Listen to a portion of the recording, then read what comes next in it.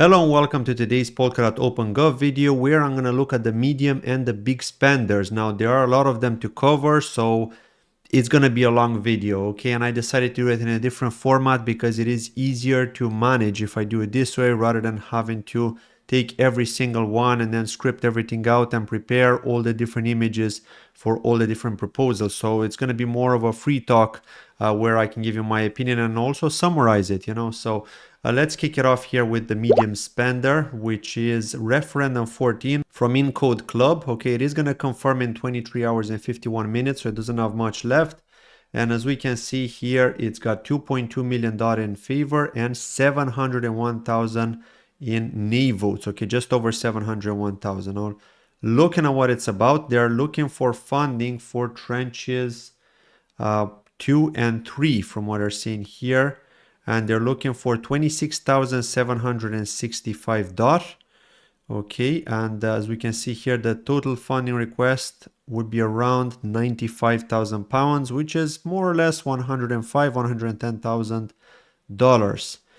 Okay, they're calling for funding trenches proposed for April 2023 and July 2023 from the initial proposal as they're delivering the online hackathon for the April tranche, as well as the in-person hackathon, which has been moved to earlier than planned, originally planned from the July tranche. This covers funding for the online hackathon prizes, which were delayed, funding for running the second online hackathon, and funding for running an in-person hackathon at Decoded, which is worth 60,000 pounds in DOT. Now, this will be happening 3 months earlier than planned, and therefore requesting the funding at the earlier stage. Now, I don't really understand this one because this has already happened, but I did see here in this post, and this is again quite old because these referendums on Polkadot take 28 days. Anything from like the small spender to the big spender take 28 days, whereas the small tipper and the big tipper are only for a week. So a lot of these, have all the information, especially this one because it's about to be decided. And so let's take a look here and we can see in the discussion phase, okay, they're saying here, if we scroll down, that the plan was to do an intro to Polkadot on the 14th of March, then a technical deep dive into Polkadot in March as well, intro to Subsquid and Nikola, intro to Ink and Swanky, how to use Ink and Swanky in fat contracts, how to combine Substrate and EVM indexing, ecosystem and governance, and also Web3 social media today. So that was the plan there for this hackathon. As you can see, it's split into different ones for different parachains as well. So there was a lot to cover here, a lot of information. But apparently, because somebody commented here in this referendum, if we look here, they weren't clear about the in-person hackathon at Decoded. This will be happening 3 months earlier than planned. Decoded was earlier than expected, or the in-person hackathon was not supposed to be in Decoded originally. So they're saying here that originally in the discussion with Parity, they were unsure when Decoded would take place, and it was estimated it would be Q3. It turned out to be Q2. So yes, Decoded was earlier than expected when they made that proposal. Okay, so we can see that here. And I just don't really understand, to be fair, because they're saying here that both of these events were out of their own pockets and the hacker prizes are unpaid. I just don't understand why rush to create these kind of hackathons if you're not sure that the community is going to vote in favor. I mean, you're going to end up spending a lot of money from your own pocket, especially with hackathons, because you need to pay these people, right? And you need to, otherwise they're going to be annoyed, because imagine they spent all that time to deliver something, to create a cool product, and they're not going to get anything even if they won a prize. So you're basically at the mercy of the community here, of the voters, I should say. And if there's any kind of troll whale that has a large amount of DOT, they can simply need this. And that means that those developers that won the hackathon prize are not going to get paid, which is quite sad. So this is the kind of thing that, the kind of risk that they're going through here by relying on the community to pay. That's why I think it's a good idea to get the funding up front and then to do the hackathon. Obviously, if you have some kind of reputation, because there's also the risk that maybe if you're not known, you could just run away with the funding. So let's move on to the next one here, which is for Subsquid Labs. Okay, Referendum 15. It's going to confirm in 19 hours and 30 minutes and 2.6 million DOT in I votes. And it's got 846,000 in nay votes. Okay, so this one looks to be quite safe. I don't know if they're going to get that many nay votes to, nuke them. I think they're going to pass this just like the EncodeClub one. Again, the EncodeClub one was quite a risky one, like I said, because they have a big reliance on enough support to pass and to get those prizes out to those hackathon winners. So Subsquid Labs, I've spoken about them in multiple videos before, especially related to Open Gov. They're a public data indexing infrastructure for Polkadot and Kusama. And so they're looking for funding, to continue delivering its ongoing development and maintenance costs for public Subsquid archives and the Giant Squid API. As you can see, these are the metrics that they've shared here for January, February, and March. And they're looking for a lot of DOT as well. They're looking for 49,880 DOT, which is worth approximately $270,000. So that is a big amount as well. And here they're sharing some examples of what it's about and the parachains that they're supporting. Okay, they've got Kala, Astar, Moonriver, Cross, Moonbeam. So a lot of parachain teams here. They're all listed. And they're all using their services. Okay, so again, Subsquid are quite known in this space. They have a good reputation for data indexing. You could see the amount of queries they're getting. So these developers, these teams are using their services. Okay, and look, they're sharing all the information here for transparency, which is cool. Again, it is a lot of funding, a lot of money, but they are transparent and they are delivering at the end of the day, because let's be real here, the treasury should be used for things that bring some sort of value, okay, and these bring value to the parachain teams. And again, you may argue that maybe the parachain teams should fund these guys. Let's move on and talk about the Referendum 16 by Equilibrium. It's got 2 days and 5 hours left. It's got 4.1 million DOT in I votes and 7.2 million DOT in knee votes. So this is not going to pass. I don't think they're going to get 3 million or over 3 million in support in just 2 days and 5 hours. It's unlikely. But they're looking to create a common ledger app compatible with all Polkadot and Kusama parachains, and it's retroactive funding for development. This was posted on the 19th of June. They're looking for 68,479 DOT, which is a lot of money. So Equilibrium are a Polkadot parachain team.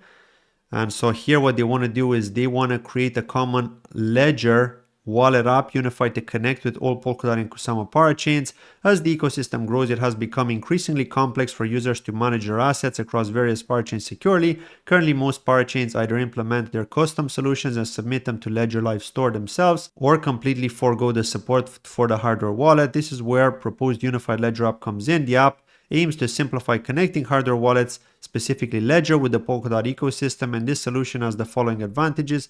New integrations requires just a repository pull request. No need to update the app on Ledger when new parachains integrate with a new version. It doesn't require updating the app. It supports both Polkadot and Kusama parachains. Recently, they've showcased the proof of concept of the app, and they made the first steps to set the ground for future developments.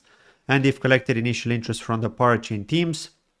And here are the ones who already submitted a pure integration. So Astar, Shiden, Hydra, Basilisk, Zeitgeist, Manta Network, Calamari, Bifrost, Akala, Karura, Nodal. So many of them, Ayuna, BitGreen, etc. So they want to set up a coordination group with Parity. They've got 16 likes, 8 dislikes here from the community. And it looks like they had an interview on AAG and they didn't follow up on it and provide more detail on their claims. So it looks like they're facing some pressure here from Zondax. So the Equilibrium team got angry and they said, "Dear Zondax, your tenacity to discredit our developments in your favor is truly impressing. It is unfortunate that instead of solving hands-on issues for the ecosystem that include Ledger support, you attempt to play a security theater that factually backs up your personal interests." So yeah, just some drama here. It's typical in the comment section, but it's also interesting to read because there may be users who post something interesting that maybe you didn't think of, and you'll see that comment and you'll be like, okay, that does make sense. I'm going to change my vote to an E instead of an I, if you're planning to support a specific proposal. I'm not referring necessarily to this one here, but just in general. So it is definitely good to look at these comments here. So he's saying here, T-Bot is saying it is dishonest to say that Ledger gave you the green light if this app will be only available in developer mode, which is only available after doing some weird actions from the Ledger website. To activate the developer mode in Ledger Live, go to settings, above section, and then click 10 times on the Ledger Live version. This will make the developer tab appear. Why is that? Well, because this option is not for normal users. This app would contribute to the bashing of the Polkadot ecosystem with bad UX. Now it will add bad security practice and provide a false sense of security to users. They will happily get wrecked as they won't verify what they are signing. Strong knee for me. This is interesting. Got 5 likes and 10 dislikes. These 10 dislikes are likely from Equilibrium holders, maybe even team members, you know, who are all supportive of this proposal. They're saying here that Ledger has a neutral stance towards third-party development, but hey, like any company, are interested in quality application for the Polkadot Kusama ecosystem. Let me see what Equilibrium are saying. The statement that the app is only available in dev mode is simply untrue. We've been in constant communications with the Ledger team and held multiple calls with them to sync our vision with their requirements. We've concluded with them on several important aspects. Clear sign for critical transactions, including pretty much all asset transfers, support for all types of balanced palettes in the ecosystem, further developments to expand the list of transactions for ClearSign. Adding up in the dev mode is a natural part of the process towards new applications to be submitted. We don't see any contradictions here. After trying out the Equilibrium dApp, I'm going to have to disagree here. Yeah, it looks like Equilibrium didn't get back to T-Bot. Co-founder and DAO member of Pala is in support of this. Yeah, I mean, the idea itself is good, right? Let's be honest here. The idea is good. But yeah, I mean, if you have to go into developer mode, I can't say anything because I'm not sure how it works, right? But if I see it and I do have to go into developer mode and I have to press it so many times, then it can be discouraging to users. So that's something to keep in mind as well. But yeah, I mean, this is it about the Equilibrium. Let's move on to the next one. Subscan, Referendum 20. It's got 2 days and 17 hours left. Got 3.2 million DOT in I votes and 390,000 in knee votes. So this one is clearly going to pass. Subscan infrastructure costs of Subscan for Polkadot and West End and Rococo and Statement and Rockmine networks from July to December. So again, retroactive spending here, which is good. We all know Subscan is the best explorer in the ecosystem. So I have no doubt in my mind that this isn't going to pass, you know, unless some surprise happens, but it's unlikely. I mean, 3.2 million DOT in support. It's got 89.2% support. Yeah, I mean, they're just looking for funding here to continue development. So one of the things here with Subscan, now we've seen a comment here. This is from Encointer. Subscan also provides services to the Encointer network on Kusama. This is a Polkadot Treasury proposal. This may seem off topic, but would like a discussion on the decentralization of common good chains in general. I would like to give a suggestion to Subscan for their next Treasury proposal. As we write this comment, the Encointer Association pays for Subscan services directly through an invoice, and we think this is not how it should be, and would like to publicly request from Subscan to include the Encointer network along with their own Treasury proposals for other common good relay chains. Reasoning is that the Subscan indexer is an important part of the Encointer dev experience. If the Encointer ecosystem is to be decentralized, it is not a good setup that essential services are paid by a legal entity which can be censored or disappear, the Encointer Association is saying. So Subscan saying that it's a good topic and would love to hear opinions from council and community members. BLD Nodes, who runs Validator, says, I was strongly encouraged to move away from abyssal cost that GCP represents. There are ways to reduce this kind of invoices by 5x to 10x. Do you have any specific recommendation to reduce that? So he hasn't gone back to them. So yeah, and they've also been interviewed by the Kusamarian as well. So yeah, this is pretty much it here with Subscan. Again, with regards to these costs, it's hard to say because I'm not an expert. Okay, so I can't really give my opinion here. I mean, they are looking for a lot of money, right? 41,867 DOT, which is worth approximately 250K, maybe a bit less, just over 200K anyway. So yeah, July to December. And next, we're looking at Referendum 24, OpenZeppelin, who hasn't validated their address, as you can see here. It's got 4 days and 11 hours, and it's currently passing with over 1.5 million in DOT with I votes, and 476,000 in knee votes. And if we look, and they're looking for 25,533 DOT. It's the Inc. Design Security Review by OpenZeppelin, Treasury Proposal 2 out of 2. Given the successful completion of OpenZeppelin Security Review of the Inc. Smart Contract Language and Substrate Smart Contract Palette, this community proposals for the second installment supporting OpenZeppelin's work. During this engagement, OpenZeppelin identified 11 total issues within the codebase, and they're pleased to report that working with the parity team throughout this process has been fantastic. The finalized report can be found on OpenZeppelin's blog. The Inc. team has acknowledged all the issues. 2 of Inc. issues have been solved. 7 of the cargo contract suggestions have been implemented, and the rest are actively being addressed. and they've added the full proposal there.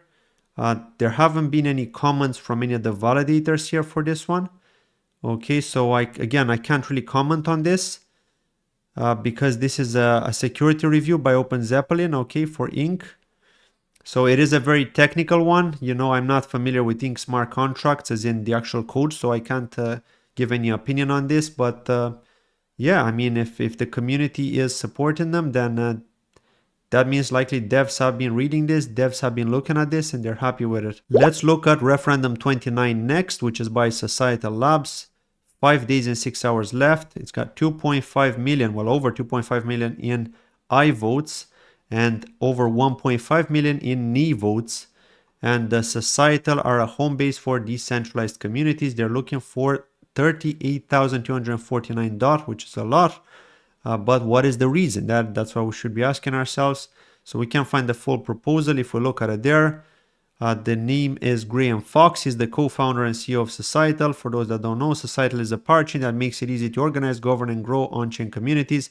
Streamlined SaaS applications is the ideal platform to run any Polkadot community's operations, including the creator economy, protocols, social clubs, gaming, DAOs, and more. Societal is asking for $187,342 as of June 21st in treasury funding to provide the ecosystem with a platform for community operations and governance. The applications will work with any tokenized project in the ecosystem that is looking for governance, treasury, and community management services. Yeah, it's all about NFTs, DAOs, protocols, etc. It looks like they've completed most of the work, as in for the, they've created like the core system and they're looking for funding to continue expanding. They've also gotten Web3 Foundation grants, as you can see here. They've been accepted to the Substrate Builders program and completed milestone 1. They're part of the Societal Academy graduate program as well. Again, Societal are the VCs for the Polkadot ecosystem, and Gavin Wood is an advisor for them. This is an interesting one. So Polkadotters is asking, how does Societal's proposal for community operations and governance compare to Subsocial, for example?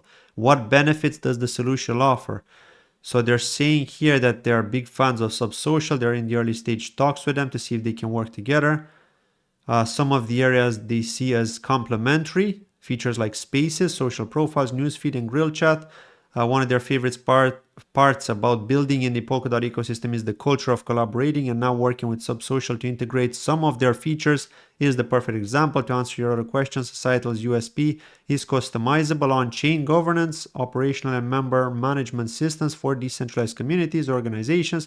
They're focusing on the governance and treasury management opposed to social and communication networks like Subsocial. Along with this, they'll be launching an app store for third-party community management tools to deploy on their smart contract layer to become a one-stop shop for .sama communities to run all of their operations. And this is a good question here from another user. He's saying that he's very concerned about the legal implications if the treasury funds this and then Societal issues a token that makes Polkadot governance the issuer of an unregistered security, and we shouldn't do that. So that is quite risky indeed.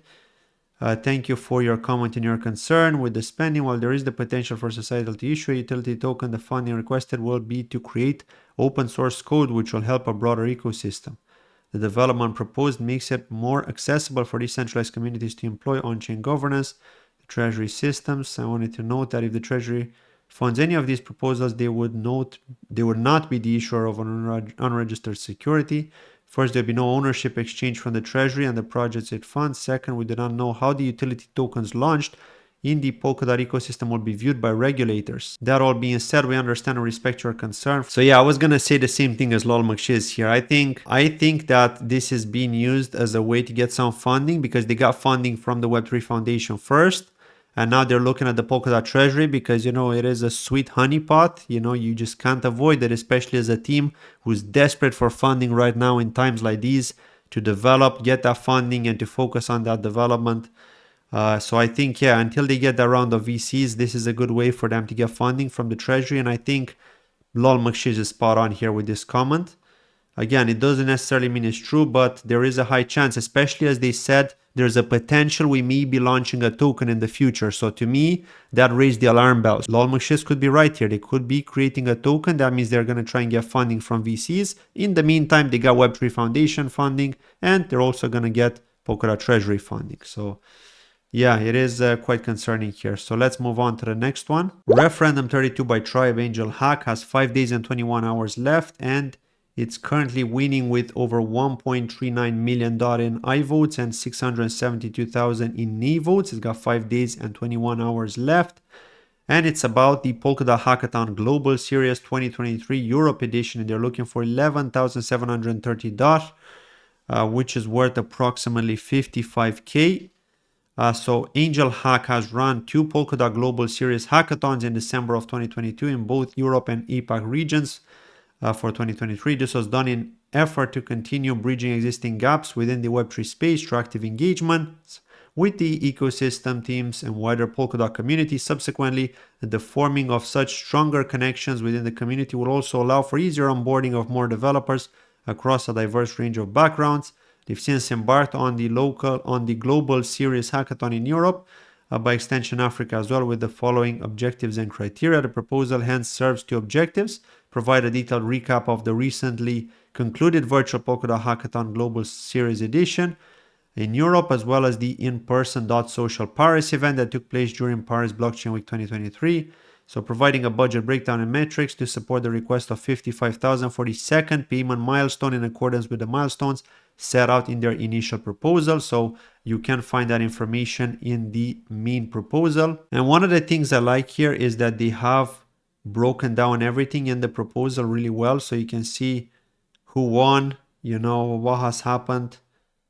So this proposal is really detailed, really well written. It even tells you the number of mentors, the number of participants, everything. So I was initially looking at information to see if I can find anything regarding the team. And in their first proposal, it has a collaboration here with ecosystem teams. So they've collaborated with and are closely connected to multiple parachain and ecosystem teams from Polkadot Hackathon North America Edition. So you can see here all the parachains that they've worked with in the past. Okay, Kala, Astar Network, Bifrost, Robonomics, Fala, Moonbeam, etc., Kilt, and all that. So quite a lot of them here. So they are well known for sure. Okay, it's not the case of a maybe. Everybody knows who they are, but they are facing some pressure here with 67.5% in I votes and 32.5% in knee votes. Let's move on to the Referendum 33 here by Encointer. It's got 6 days and 1 hour left, and they are over 2 million DOT in I votes and 3.9 million DOT in knee votes. So this is not doing well, only 34% in support, and they're looking for a whopping 99,672 DOT. So that's a lot of money, right? And that could be the reason why it's facing so much rejection as well. Encointer has innovated community currencies with its secure and decentralized Sybil defense protocol, laying the foundation for a brighter future with basic income. Field tested with several hundred users, this protocol, known as Encointer, has proven its capabilities in pilot communities like the Liu community in Zurich. With new products, Encointer will not only benefit Kusama as a laboratory for personhood and local community currencies, it will benefit Polkadot directly as well. The faucet will be useful for new token launches, for example on Polymech, but also for highly geo-targeted charities. The personhood oracle will be useful for privacy-preserving Sybil resilience for projects like Kilt, Frequency, MiWi, Subsocial, Saturn, as well as many others. So far, expenses have mainly been funded by the Kusama Treasury. Starting with September 2023, the team proposes to be funded by the Polkadot Treasury on the grounds that Polkadot and its parachain benefit from the new products to be released in the next few months. You can see more information on their proposal from Kusama as well, which will cover expenses for July and August of 2023. Apparently, there were some comments in that proposal with regards to discussions about it from the community, and there's a pressing need to focus on the global expansion of Encointer communities, indicating a strong interest in reaching wider audiences, and the primary reason for pushback was attributed to the limited funds available in the Kusama Treasury, as the proposal amounted to roughly 3% of the currently available funds, and they're comparing themselves with WorldCoin. So they're saying that proof of personhood will become such a fundamental primitive of their online lives that they suggest to acknowledge it as a basic human right. Therefore, we claim it is imperative to not let a for-profit entity take care of it. For 4 months of expenses, September to December. Wow, that is a lot. No wonder they're facing so much rejection for only a few months. So too expensive with very little true value being generated. Yeah, I kind of agree here. I'm sorry to say that, but that's the way I see it as well as the first impression. We like projects that have a unique use case and are used for onboarding new users. Encointer is definitely one of them. We support this proposal with our eye. What are the actual number of new users onboarded with Encointer? So as per June 2023, along with our detailed proposal document, 1,600 new wallets were installed, 383 accounts, and also 1,391 attendances. Persons have shown up physically at a cycle gathering to prove their personhood. Keep in mind these numbers have been achieved mostly in a single city, as Encointer is geo-bounded per community. Unlike most other projects you may compare these numbers to, the users here are using our product in their daily lives. Encointer bridges to the real world. How can these numbers justify what is being burned per month? Yeah, that is true. Measuring Encointer's value in users is short-sighted. We're not launching a new game where investors want to get their ROI ASAP. The expenses associated with this project are excessively high, yet there seems to be no discernible impact. The explanation provided stating that the primary reason for resistance is the limited funds currently available in the Kusama Treasury, which amounts to approximately 3%, fails to instill any confidence in the project's sustainability. It resembles a situation where one desires to purchase a luxury asset but is unable to do so due to a lack of funds. In essence, what purpose does it serve? Considerable sums of money have already been expanded from the Kusama Treasury without yielding any tangible results. It would be more prudent to allocate funds towards other innovative ideas while simultaneously devising strategies to demonstrate positive metrics for your product. And they're saying inclusivity and equal opportunity are in luxury goods in our view. In contrast to hype-focused projects, we can't FOMO speculators into tangible trading volume within a short time. We're trying to solve a real problem to our online society with innovations in multiple dimensions. Expect no quick wins here. Measure what we can do on a small local scale and imagine what this can do if it continues to grow organically. Ask what we can do in 10 years, not in 1 year. Well, the risk here is that in 10 years, the Polkadot Treasury is going to be drained, even way before that. I mean, with this amount of money, it is a very large sum, to be fair, and I can understand the pressure that the community is throwing at them here. So it's always good to read these comments because you get different views, you know? And yeah, I mean, it can bring benefits, but the question is, do you really need this amount of money to do what you want to do? I mean, it's just burning a lot of money. That's what I'm seeing here. The question is, can you do something better, more proactive, maybe something like more profitable for the end user? I mean, it's part of Polkadot, but like the ecosystem built this in order for these funds to be used for the benefit of the coin holder. Otherwise, why would the coin holder vote in favor of something that doesn't bring them any benefit? So the question is, can that bring benefit? I'm not so sure personally. Not for this amount of money. Now, Polkadotters Treasury Referendum 35. There are 6 days and 6 hours left, and they've got 2.9 million DOT in I votes and 3.3 million DOT in knee votes. And yeah, they're looking for retroactive and future funding for community power media for Polkadot and Kusama ecosystems for 2022 and 2024. They're looking for 14.7 thousand DOT. This is for after almost 2 years since the first proposal. They decided to come once again for support. They're asking for $72,180 for the content creation, event organization, and marketing activities for the Polkadot ecosystem. And Polkadotters since June 2022 with proposed funding until June 2024. Thus, they're asking for funding for community activities for 2 years. For a bit of history, they started the first and only Czech and Slovak Polkadot community back in the summer of 2020. After realizing that there isn't much quality content about Polkadot, even in English, they decided to fill this gap as well. Since then, they've published almost 300 original articles on their Medium, promoted Polkadot and Parchain ecosystems to YouTube interviews with various influencers, organized and co-organized a couple of conferences and meetups, hosted some popular Twitter spaces with Parchain teams and many more. To put the current work into some numbers, they've got over 1,600 followers on Medium, almost 150k views of the articles with more than 40,000 reads, almost 5,000 followers on their Czech and English Twitter, around 15,000 views of videos where they promote and explain Polkadot with various local influencers. They organized 2 local Polkadot meetups, and they co-organized a couple of conferences where Polkadot played a main role with them being speakers. So yeah, they're looking for continuation funding basically, but also retroactive. So they had proposed on Kusama, which has failed, unfortunately. They believe that the treasury spending problem on Kusama hasn't been resolved yet, so that's why they decided to go to Polkadot. This is also the very reason why we directly go for the Polkadot, for the proposal instead of having a discussion first, because it is already occurred in the original proposal, and finally they made the following changes in additions to the proposal to make it more attractive for token holders. They commit to organizing bi-monthly Polkadot meetups in various cities. They already did one in Prague. They're extending the funding period for up to June 2024 from almost the same amount of money, thus asking for funding for 2 years of operations.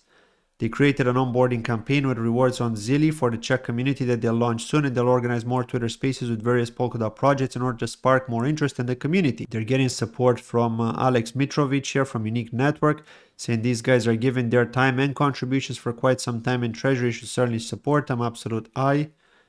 Daniel V here saying as a long-term member of the Czech and Slovak Polkadot community, and he'd like to support Peter and Pavel in this proposal. He's been to most of the events. Sick as well, he runs Validator on Kusama. There's not a lot of steadiness and social media news coverage for Polkadot from within the community, but I can proudly attest Polkadotters are here to stay. For like forever, they're serving us with hottest news, quality content, technical support, community initiatives, and superb in-person events. I fully support the funding of the continuous efforts of Polkadotters for our ecosystems. Cheers to that, friends. Yang Wo is saying, good folks, they hosted us with Polkadot NFT Marketplace in Brno in November 2021. They're eligible for retroactive funding. You can spot the very old Polkadot logo. Alexei from Interlay is saying, I've had the pleasure to be around for a while in this ecosystem, and for as long as I can remember, Polkadotters have been producing good content, so he supports it. They've also been on AAG, so you can check out that video as well. It's like the last comment in this referendum. So yeah. They've been around for a long time. I know that they've also supported my proposal as well when I was requesting funding. Really nice people. So, if you think about it, this is like a 2-year funding, so it's not a lot of money. Had it been for 6 months, I would have said it is a lot. But given that it is for the full 2 years, I think that it's a fair amount. They're asking for a reasonable amount. And given that it is the Polkadot Treasury and media is important, I believe this is okay. 14,746. It's quite good, actually. So we'll see how things go. Let's move on to Referendum 36 by OneBlock, which is going to be decided in 7 days and 5 hours. There are 1.3 million in I votes and 701,000 in nay votes. This is for the 2023 Polkadot Summer Hackathon proposal, and they're asking for a whopping 69,786 DOT, which is again a lot of money. This proposal aims to provide funding for the 2023 Polkadot Summer Hackathon by OneBlock in China for operations and prizes. OneBlock, in collaborations with Parity Asia, successfully organized, operated, and promoted the 4 Polkadot Hackathons in March 2021, June 2021, June 2022, and December 2022. OneBlock proposed to continue the Polkadot Hackathon program in summer 2023, an essential part of the Substrate promotion and adoption initiatives in China to promote Substrate as an open source framework for developers and convert these Substrate learners from OneBlock's ongoing Substrate courses to Substrate builders. Polkadot Hackathon in 2021 and 2022 was a success, and it indeed helped to promote Substrate as an open source framework for developers and convert the Substrate students from their ongoing Substrate courses to actually use Substrate to build projects. Receiving warm feedback from the developers, OneBlock decided to have 2023 Polkadot Summer Hackathon and hereby submit this proposal for the necessary financial support. So this guy here has left an interesting comment saying that he agrees with this proposal. There are lots of teams that came from previous Asia hackathons like Fala, Parallel, Oak Network, Cross, Takala, and PNS, which now are the most important projects in the Polkadot ecosystem. So he does hope that the hackathon will be held this summer. Jimmy Chu is saying he wants to point out that there are about $300,000 that are distributed as prize to participating teams out of the 70,000 DOT proposed, if I understand this proposal correctly. And if this hackathon will be a physical event held in Shanghai, so a portion of the cost will also go to the venue booking. The proposal is very good. OneBlock is a relatively well-known developer community in Asia. The previous Polkadot hackathons they have held in the past have always been very popular in the Chinese community. Every hackathon has produced some good ecological projects and developers, so he hopes this event can continue. So yeah, hackathons in the bear market is definitely good, given that this is the time for building. It's not the time for hype, and then the time to hype is if you have a working product in the bull market. In order to do that, you need to build in the bear market, so to be ready. So yeah, let's move on to the next one. Referendum 34 by RadiumBlock. It's got 8 days and 5 hours left, and it's got over 2.48 million DOT in I votes and over 2.9 million in nay votes. So it doesn't look like it's gonna pass, but many things could happen. It's not a big difference, but it is quite a narrow one here. It is quite a tight one here with 45% support for RadiumBlock. Again, RadiumBlock are quite known. They're looking for reimbursement for Polkadot endpoint service Q4 of 2022 and Q1 of 2023. So again, retroactive spending. They're looking for 19,256 DOT here. They're an infrastructure provider and they're seeking reimbursement for the provision of RPC services for, again, the period mentioned before. There's no point of going too much into this. I mean, we need RPC nodes. Again, if you have too many, it may not be good, but it depends which part of the world you're from. Like I personally use on Finality a lot because it works really well for me. It is very fast. There's nothing in the comments here to suggest that people are against it. But yeah, I'm going to keep this short. This is pretty much what they're doing here. Now, I'm not going to talk about the Referendum 42 here by Tribe Angelhack because this was a mistake. So we're going to go straight to Referendum 41 by Notifi. It's got 9 days and 33 minutes left, and it's got 236,400 DOT in I votes and over 1 million in nay votes. And Notifi are a communication and notification tool for Polkadot's broader ecosystem, and they're looking for a whopping 72,916 DOT. I don't even want to know what the big spenders are like because I haven't had a chance to look at them, but I will for this video later on. But it's absolutely insane to think of the massive amounts that are being requested in these medium and big spenders. So Notifi Network is a cross-chain communication and messaging infrastructure designed specifically for Web3 builders. Notifi's platform offers the dev tools designed for Web3 projects to start sending near real-time alerts to end users. This allows Web3 developers and marketers to clearly create highly custom messages, enabling Web3 teams to identify who to message and how the message is delivered.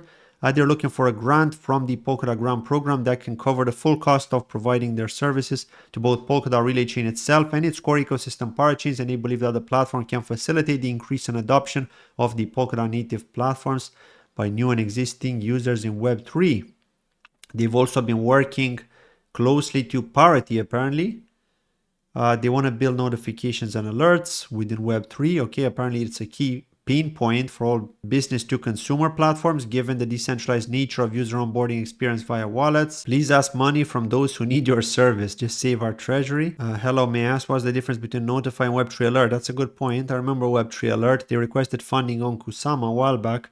They currently support a vast array of parachains, allowing you to set up a notification for any kind of substrate event, which is definitely useful. So good comment here by Polkadotters. Let me hit like here. As you can see, Subsocial also liked this. Now you can see why they're getting over 1 million in nay votes, because they are compared to Web3 Alert. Web3 Alert already got funding on Kusama. Do we need a second platform to do the same and request a whole lot more funding?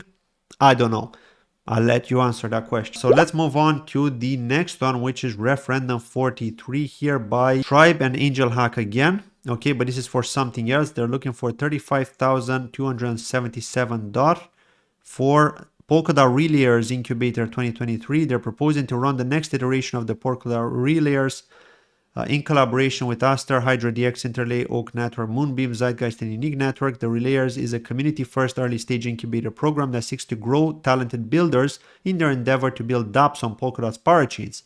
The inaugural launch of the Polkadot Relayers took place in last year in 2022 and was successful in accomplishing its initial objective of bringing together developers and entrepreneurs, as well as providing individuals with a platform to actualize their innovative ideas. This year, the Relayers program seeks to focus on nurturing committed project teams looking for mentorship, investment, and ecosystem support while they build on Polkadot. 2023 edition seeks to improve on the learnings from the Relayers program in 2022, building on participant feedback and working very closely with 7 dedicated parachain teams to create a cohesive initiative that gives back to the Polkadot ecosystem. So they're looking for $291,000 as the first milestone requesting with the first milestone requesting $175,000. This includes the budget required to operate this program and travel grants.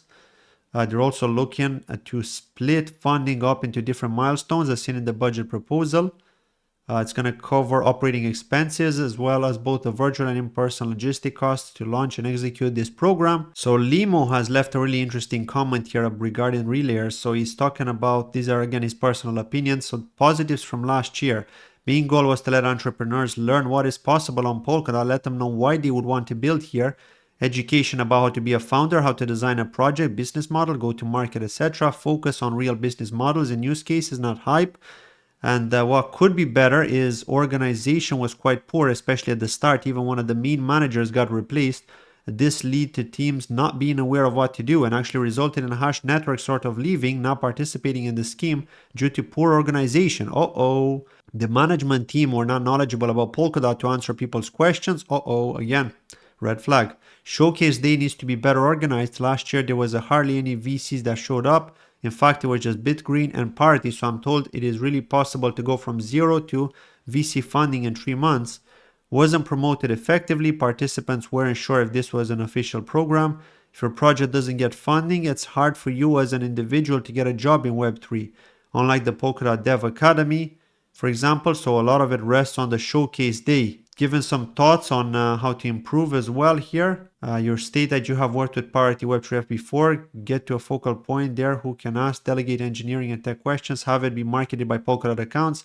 Let people know what is going on. Get them to participate. Make it very clear as to the purpose of the showcase day. Do you really think it's possible for people to start from zero and get VC funding after 3 months? Projects I spoke to said they weren't very well prepared for showcase day. The market doesn't have appetite to fund early stage idea startups. It needs MVPs as a minimum.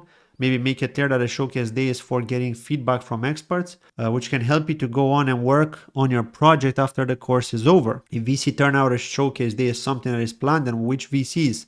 How are you approaching them? So they're saying here that they're focusing on teams with functioning MVPs. They're increasing involvement of ecosystem teams for dedicated support, enhanced mentorship approach for each team as well. So here regarding the manager that has left, they're saying that moving forward, they have set in place processes to ensure that if any unforeseen circumstances arise, however unlikely, the experience for participants will not be compromised and communication will be done through clear and effective channels. Not sure. I mean, I'm a bit concerned there, to be fair, because you can always find some excuse. Given that the problem has already occurred, you got the funding, you can always find some excuse. So to me, this is a bit of a red flag. I like the fact that Limo has clearly defined all the cons as well, so that we know what to expect.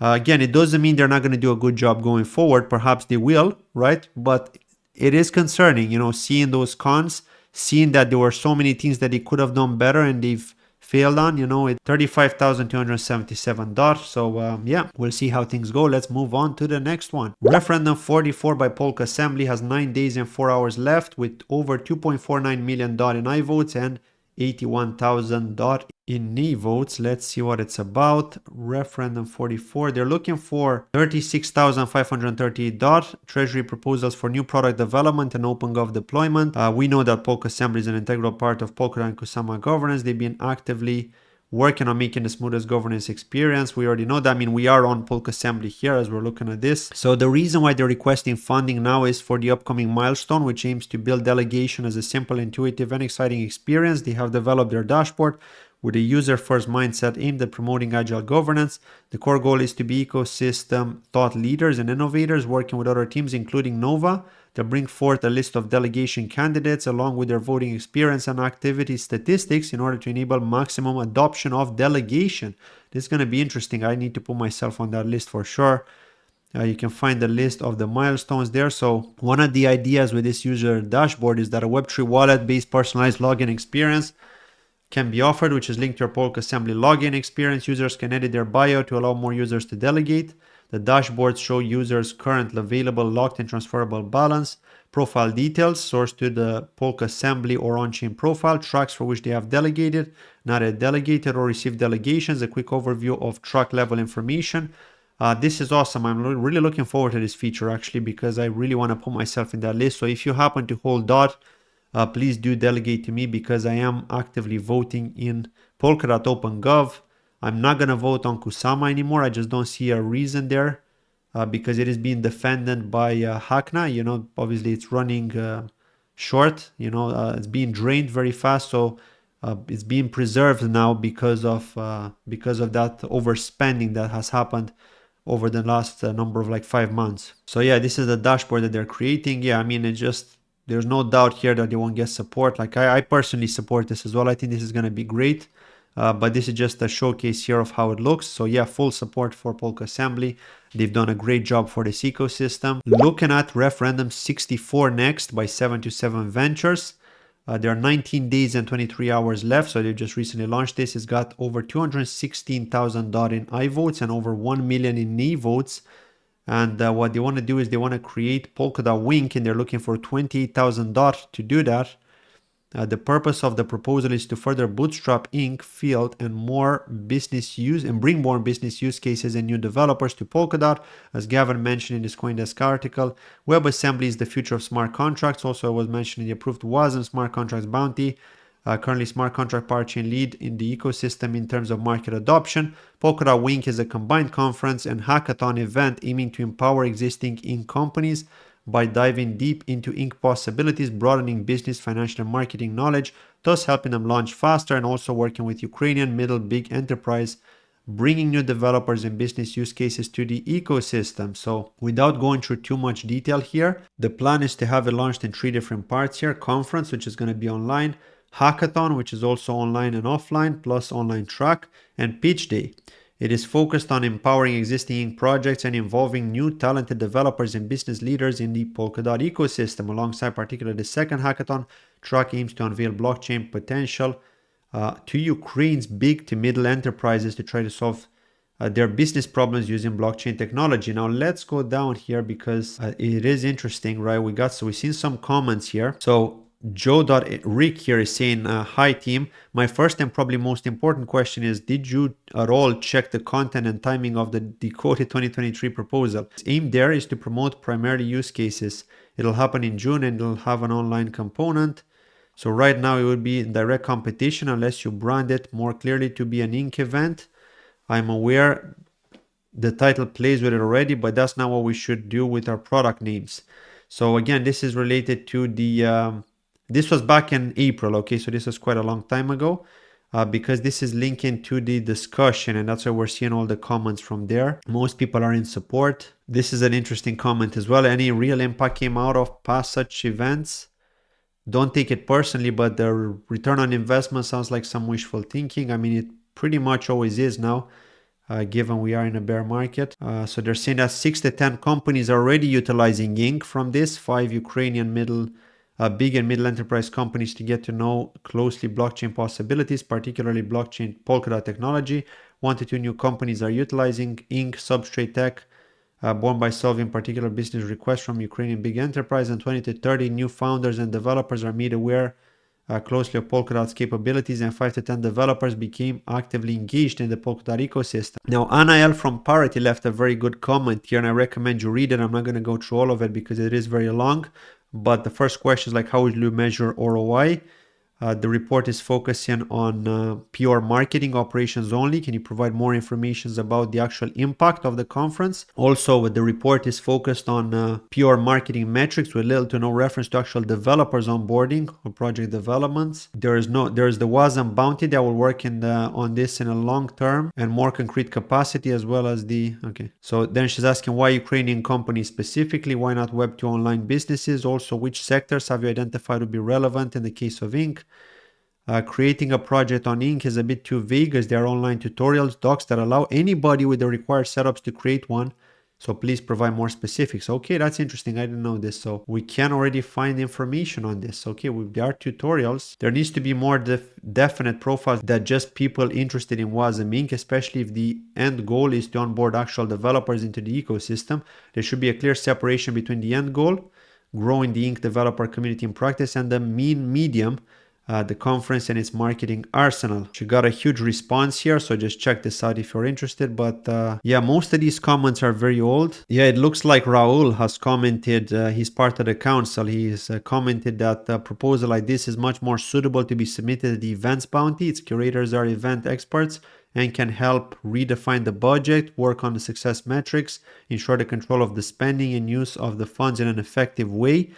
However, if there is a plan to do this as a hackathon. I mean, for hackathons, the events bounty doesn't actually cover it, as far as I'm aware, but given that this is also going to be a virtual conference, perhaps they could go to the events bounty for the virtual conference, and then for the hackathon, they could create a separate proposal and request funding for that, okay? So that's another thing that you could do there. Moving on to Referendum 67 by MBAJ. It's got 20 days and 4 hours left, and it's got over 279,000 in I votes and over 1.2 million in knee votes. So another one which is facing a lot of pressure here because of the large ask. If you look here, there seems to be a repetitive situation here where anything over like 70,000 DOT is getting need hard. So 97,000 DOT, that's like almost $500,000. Actually, it is $500,000. It's over $500,000 because DOT is like $5.40 right now. So absolutely insane amount of money now. So this is a security audit of trustless Ethereum 2.0 Lite client developed as a substrate palette. Turn has developed a trustless Ethereum 2.0 client as a substrate palette compatible with all the .Summa parachains for the benefit of the Polkadot ecosystem. Turn's parachain will have the Ethereum 2.0 Lite client palette installed on Polkadot and will be available via an accessible API. Our portal precompiled interface simplifies integration with smart contracts, enhancing processes automation. And the client standards palette interface streamlines blockchain interactions, reducing technical difficulties and boosting efficiency. Lastly, through the use of Turn protocol, we facilitate secure and convenient cross-chain transfers and swaps, broadening the reach of blockchain operations. Having developed the palette, we are seeking support in covering the auditing costs, ensuring utmost security before pushing our product to market. So covering auditing costs, $500,000. Wow, that is insane. What are people saying here?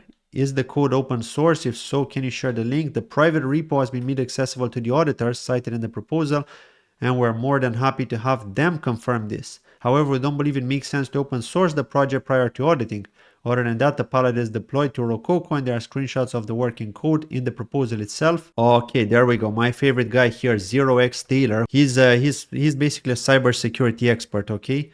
And so he's saying that he'd be curious to see the maturity of the code to better understand if it is ready for a security audit. Does the code have the following characteristics? Commented code. Are all to-do fix me's removed? Is there support and documentation? Are functions named coherently? Do you have a full test suite, including fuzz tests? Also, have you considered running this through the Polkadot Assurance Legion? And he's saying, thanks for the heads up. Happy to get connected with Polkadot Assurance Legion. You can reach me on Telegram if you'd like to discuss further. The most important parts of each two Lite client are all unit tested with over 80% coverage of the code base, and the status quo was outlined in the proposal. Continue unit plus functional testing and increased test coverage. Code plus docs will be open sourced and published alongside with the security audit's results. It's safe to assume more bugs will come out during the following QA plus audit phases. So they got a link to Discord to join it, and we'll see what comes out of this. But yeah, it's very good to see that Taylor is keeping an eye out on this, especially with such a high cost. I'm sure that the Chaos DAO community have been pretty aggressive with that specific referendum. I mean, that amount of money for an audit rings all sorts of alarm bells, and so I can't blame them for that. Looking at Referendum 68, launched by Nikola Mandic, it's got 20 days and 5 hours left, and it's got 7,500 DOT in I votes and 1.3 million DOT in knee votes already. Treasury proposal for the development of DEX UI for asset conversion palette, previously known as DotSwap. Nikola Mandic MVP workshop. She requested 17,820 DOT from the Treasury. She's a business developer at MVP Workshop, where they have big plans on putting up a lot of initiatives dedicated to further contributing to the Polkadot ecosystem. One of the initiatives which came as an FP from Parties Delivery Services team, which has been closely monitored the needs of the communities for the team at MVP Workshop to build a UI and front end for DEX on top of asset conversion palette. You can find a bit more information about MVPW there. MVP's Workshop is a blockchain product research and development studio, one of the pioneers of Web3 in Europe. They're an innovative team of 50 plus engineers, developers, consultants, marketers, etc. They work closely with a couple of parachain teams as well. They've got DEX Experience, Celsius, a Uniswap fork of the big CeFi product, a DEX for Bitcoin.com, Revuto, on Cardano. For this development initiative, they're asking for 91,000 and the data submission. I mean, scam. I would appreciate if you could provide more information about why you believe this is a scam. It'd be helpful if you could share specific examples. massively against these dexes existing in the first place, so need to anything related to it, plus unverified on-chain identity. Yeah, I mean, that's pretty clear here. I mean, they're asking for so much money and we don't know who the heck they are, you know? So, I mean, I looked at this proposal here and there's no information whatsoever about the team. So, you know, it's a red flag. You know, they should be public if they're asking for so much money with zero reputation. A big nay from me as well. And finally, from the medium spender, we've got Referendum 70 by FinSig, who does have a verified account. 23 days and 10 hours left before decision is made, and it's got 116,900 NI votes and over 305,000 in knee votes. So again, a lot of pressure here, but it is very early. They're requesting 12,117 DOT for FinSig SDK for Apple products. It's a common good treasury proposal. Swift language developers provide access to new Web3 powered use cases on Apple iPhone, iPad, Watch, Mac, TV and vision devices. The problem is that existing mobile apps tend to be multi-platform and wallet use case focused, requiring new developers to pick apart code to get started building. Solutions a comprehensive best practice standards based software development toolkit for the Apple device platform. This is going to lower the barrier to entry for ecosystem collaborators with Apple product use cases and advocate for native tools in addition to cross-platform framework-based tools, facilitate the adoption of Web3 technologies by everyday people.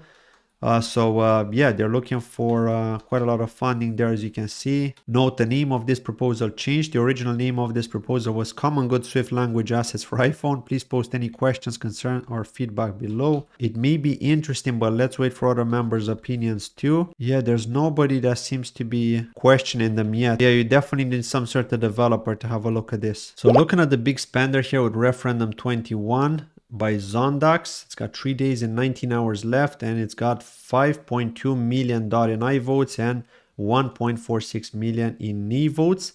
It's about the Ledger Apps maintenance proposal for Polkadot, Kusama, StateMine, and StateMint, and is looking for 175,419 DOT. That is humongous. You could find a link to the discussion, but due to the length of the content, they posted a description below. It allows better to access the information, as normally the description is automatically collapsed. So basically, this is a referendum proposal discussed for the maintenance of the Ledger apps for Relay Chain and the system parachains. It's a 1-year budget, and Zondax has created and currently maintains the Polkadot, Kusama, StateMine, StateMint Ledger apps, which offer users a secure, effortless way to interact with the substrate chains mentioned using their Ledger devices. Maintenance has been funded by the Web3 Foundation until now, and the current contract expires at the end of June 2023. So for the sake of continuity and to promote further decentralization, they're glad to request funding to the Treasury to continue their services. So yeah, Zondax have been working with more than 50 blockchains, and they've been contributing to the substrate ecosystem since 2018, 2019.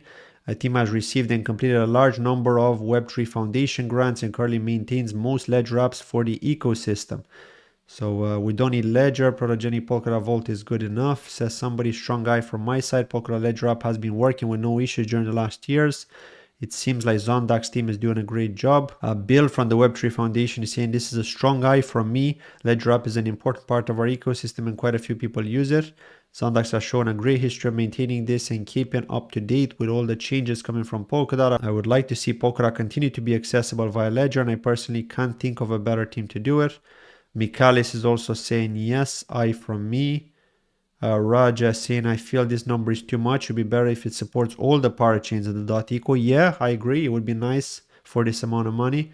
Ledger, having collaborated with Zondax team from the inception of these applications, understands the crucial need for timely and expert upkeep. Therefore, we strongly support this proposal. Yeah, this is head of developer ecosystem at Ledger. I agree with Raja. I think it would be nice if they could support all the parachain teams, and then, you know, everyone will be happy, because the issue is that now we can't use Ledger with these parachain coins. You know, imagine like you want to stake or something and you have to rely on the mobile wallet or on the web wallet, and you need to store your passphrase somewhere. You know, it's not on a ledger. It's not like safely stored, so there's always that risk, you know. And it would be nice if for this amount of money they could cover other parachain teams as well. It looks like this is gonna pass with flying colors, so I don't even believe that they're going to even think about that, because if this passes, they're just going to continue with that idea, right? Looking at Referendum 30 by Paradox, There are 5 days and 10 hours left, and it's got 2 million DOT in I votes and 8 million DOT in knee votes. It's for the Open Gov submission of Motion 420 upstream funding for Matrix Organization Foundation. So again, this is not Paradox asking for funds himself. This is him raising this proposal on behalf of Matrix. They're looking for over 500,000 pounds apparently, which is 146,620 DOT. And this has gotten quite a lot of heat as well. Has anyone considered nay? He's referring to Hackna here for anyone who doesn't get the joke. I've personally voted nay. I don't believe a donation is a good idea considering market conditions and the general ecosystem sentiment. Conserving the treasury, I use Matrix element on a day-to-day basis, working at parity, and the software leaves a lot to be desired in the UX. Collaboration, coordination, yet the positives are decentralization, which are important to Polkadot ethos. But I personally believe the usability of the product versus the size of the nation aren't the right fit. I could see myself voting aye if there was a stronger business case actually submitted by the team to improve the UX or to work on building the product with a more fitting amount requested. I prefer 500k to be allocated from the treasury to a team building in the Polkadot ecosystem rather than an arbitrary donation. Anthony is saying, I do agree that this would be a better way of funding Matrix if they would come up with a clear plan how this money would be allocated, spent. I absolutely agree here with the perspective. Like most people agree, the Element team, some core team at Matrix, has received $95 million in funding. They can donate to the Matrix Foundation if the foundation is really at risk of running out of funds. It looks like Element is unable to single-handedly support all of Matrix's funding. It currently donates around $6 million a year of development to the foundation. In terms of complaints elsewhere about Element's UX, the point of Matrix as an open protocol is that it can support different clients.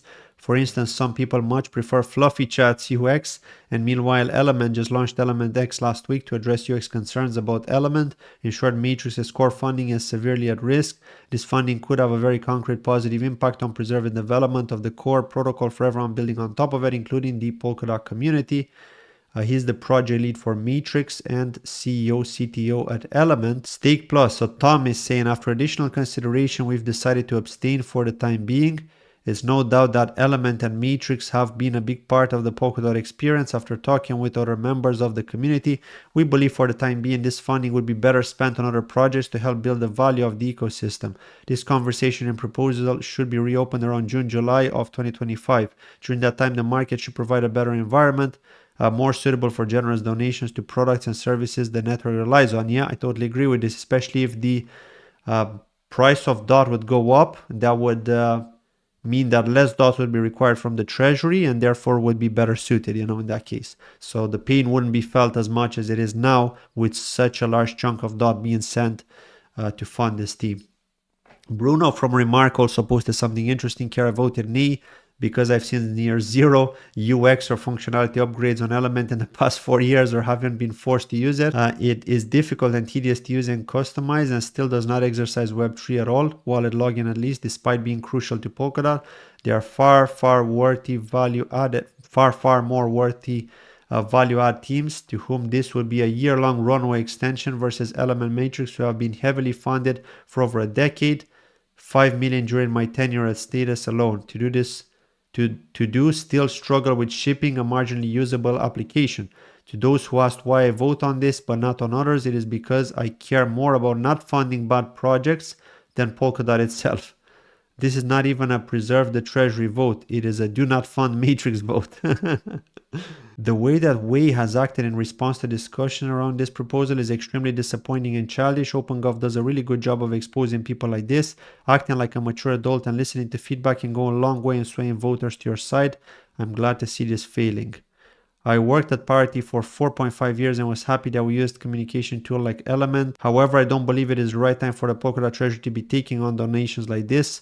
We first need a discussion with the community. If in general, this sort of funding is something we want the Treasury to be used for. So yeah, so MRB is quite annoyed with the fact that this is getting need. And yeah, this is pretty much it here. So a lot of drama with this specific referendum here.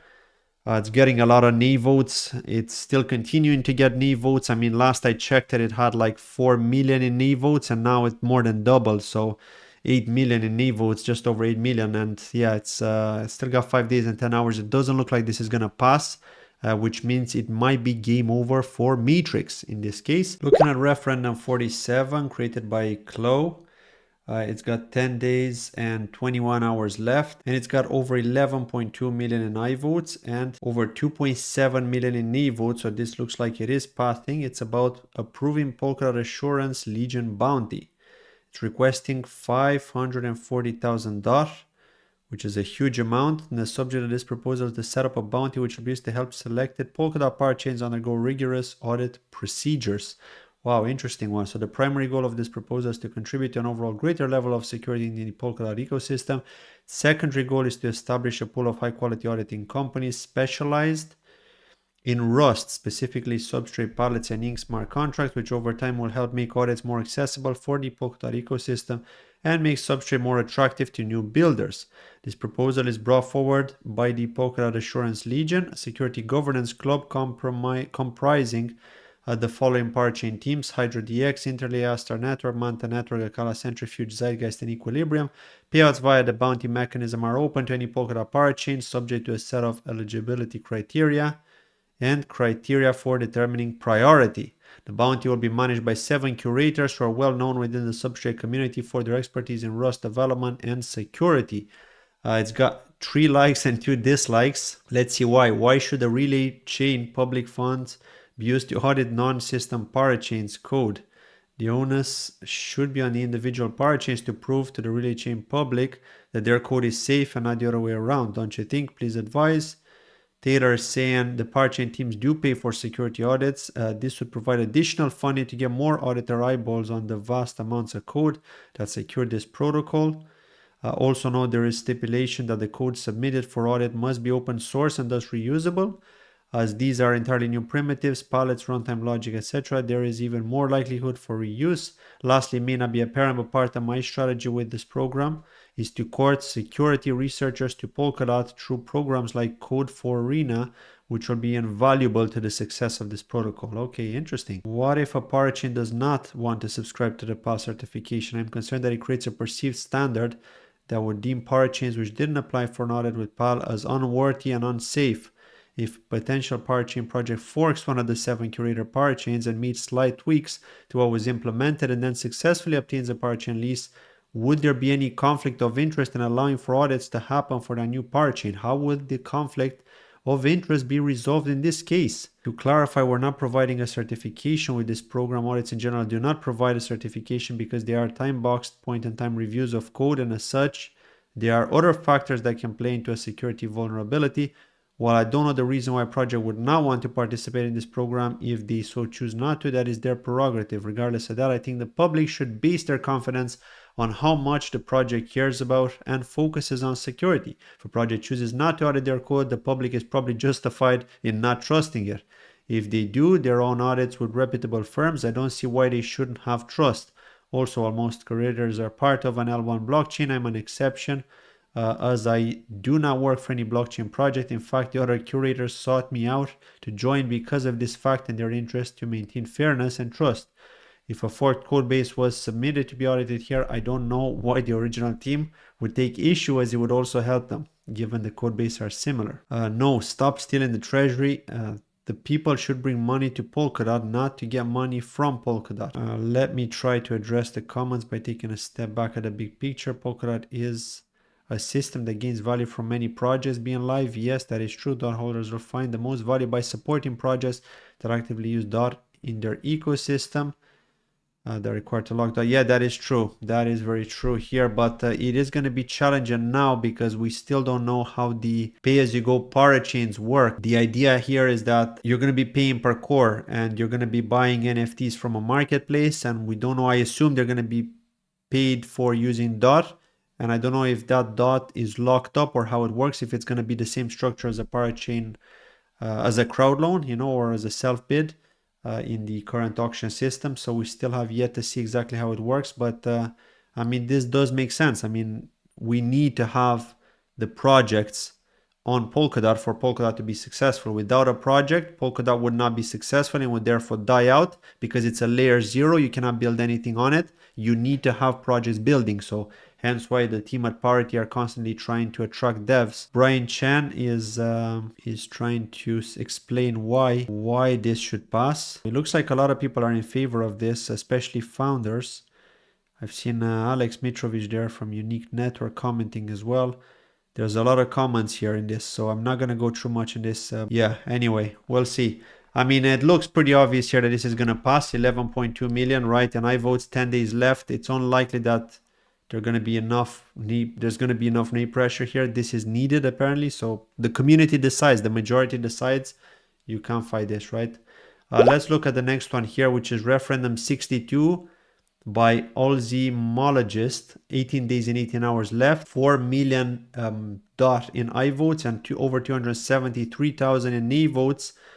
And it's for metadata for offline signers, looking for over 110,000 dot. The project's goal is to create a new metadata protocol friendly to offline devices and implement it in the most critical tools available, Ledger and Campella, as well as create tools to port it to other wallets and key management devices, including Polkadot Vault. Okay, this is interesting. This will involve changing the runtime code to support a new method of transaction sign-in that would include a proof of metadata used for transaction rendering to the user. This was discussed across the ecosystem, mentioned in this GitHub issue and Polkadot forum, posted in 2 discussion threads on Polkassembly 1 and 2, and gained traction reaching up to key representatives of the Polkadot ecosystem. Although this proposal is formally presented by Alzymologist, the laboratory behind Campella, it will be a joint development between Alzymologist and Zondax, and more details can be found below. And Zondax, we already know that because we looked at that proposal earlier. We already know that they're working to ensure that Ledger support is given to Polkadot, Kusama, and Asset Hub. They're trying to create a Subsquid Ledger app, which is both generic and secure. We're talking about Ledger Nano here, giving more information here with regards to the ecosystem only Ledger app, all the different milestones. It looks like they've posted everything here, like directly in the description. Alzymologist is a laboratory research and consulting company based in Finland. We have a multidisciplinary team of specialists across many fields, from IT and security to chemistry and biology. They develop a working prototype of which was demonstrated at Polkadot Decoded event. Okay. And Zondax, we've already read about them as well. It looks like people are in favor here. Yeah, I mean, this was resolved already. The milestones are already in there. So they're comparing Equilibrium's one here. Is like, why should we fund this one and not Equilibrium's one, which is cheaper? It just seems to me like they're talking about the disadvantages of the Equilibrium proposal. So I mean, just looking at this here, it looks like they're talking about the disadvantages. That's what I'm understanding from here. And this is why we should vote in this proposal, because this eliminates the possibility of this attack by making wallets always collect the information required for transaction rendering and while keeping decoded transactions demonstration a high standard across the ecosystem. This is of course a more complex solution, but it isn't the only path forward. So they had a very similar discussion when developing Polkadot Vault's metadata update system. Sure, signing blind transaction would have been a trivial solution here, but it was worth the effort to solve this issue for real. It's really nice to see the head of developer ecosystem at Ledger get involved in Open Gov proposals. You know, I never thought I'd see that, to be fair. So it just shows you how mature Polkadot is becoming. And since Open Gov, you know, you get people from all sorts of places joining and collaborating and trying to give their opinions, you know, sharing their opinions, which is great to see. There's a lot of that activity. So yeah, overall, I can see why this one would be better than the Equilibrium one, given that they've explained the faults with that one. So yeah, the Equilibrium team could come back here and they could write a comment there in their defense, right? Let's move on and talk about the last one. And that's Referendum 71 by Sota, which is going to decide in 25 days and 23 hours. So this was recently launched. It's got over 718,000 in I votes and over 65,000 in knee votes. It's for the WASM Smart Contracts Bounty 19, and they're resubmitting this proposal. The bounty itself is already proposed on chain and approved once. However, the approval of the bounty has to be initiated again, even though the community has already approved it via previous governance. This means we still have to ensure that the new referendum gets sufficient approval and support enacted bounty to get the funding. This bounty aims to nurture and develop WebAssembly smart contracts on Parachain. As Gavin mentioned in this CoinDesk article, WebAssembly is the future of smart contracts. However, even in the Polkadot ecosystem, EVM smart contracts is the go-to market solution now, simply because lack of ecosystem toolings and dApps new developers can refer to. To bootstrap the WASM dApps in the ecosystem will fund Canary dApps and 2 links through this bounty. So this is what it is. It's interesting, creating incubators, working with Inc. They've got the curator candidates as well from Parity Technologies, Sota from Astar. Sota is actually the guy who launched this, Markian from 727, Hong from Fala Network, and Mikal from Aleph Zero. I'm not seeing any comments yet because this is quite early as well, so we'll see. But I mean, yeah, there's no reason why this shouldn't pass, right? It's just a bounties.approved bounty extrinsic, just a continuation, right? So yeah, I think this is going to be fine. We've covered pretty much everything. Let's just have a look at the state of the treasury as well, just to get an idea of where it's at right now. 317,754 DOT have been approved for spending. 466.6 thousand are going to be burned, so more burned than spent. And we still have 46.3 million dots spendable in the treasury, and the next payout is going to be in 12 days and 6 hours. So thank you for watching this very long video. I hope I didn't bore you, but this is how it is. There are a lot of referendums. It's just impossible to do this very fast. And now I totally understand Jay from the Kusumerian when he does these interviews. They can be very time consuming, especially when there are a ton of them. And if you want to wait for everyone to speak out and explain what they're doing. So thank you for watching this video, and I'll see you in the next video. Bye-bye.